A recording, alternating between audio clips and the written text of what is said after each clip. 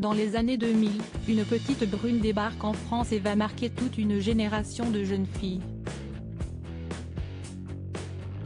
Alizée, 16 ans, va inonder la radio avec son titre phare Moi. Lolita. 22 ans plus tard, la chanteuse vit désormais en Corse, avec son époux, Grégoire Lyonnais, et ses deux filles, âgées de 17 et 3 ans. Une vie paisible que l'artiste a accepté de dévoiler dans le portrait de la semaine de l'émission 50 Inside, diffusée ce samedi 25 mars 2023. Sous son sourire angélique et ses yeux en amande, Alizée est aussi une enfant brisée.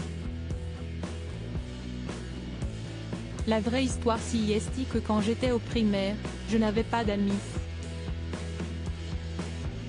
Je n'étais jamais invitée aux anniversaires. Toujours toute seule, on se moquait un peu. J'avais des lunettes, confie-t-elle à Nikos Aliagas. Ce rôle si particulier de Mylène Farmer dans la vie d'Alizée. Alizée revient alors sur cette violence et la façon dont la musique l'a en quelque sorte sauvée. Ce n'était pas du harcèlement scolaire mais c'était les prémices. Quand j'ai commencé à chanter, j'avais l'impression que c'était comme un échappatoire.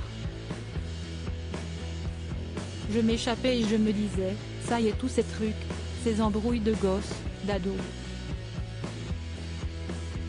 Moi je travaille avec des adultes et je ne vais plus voir ça.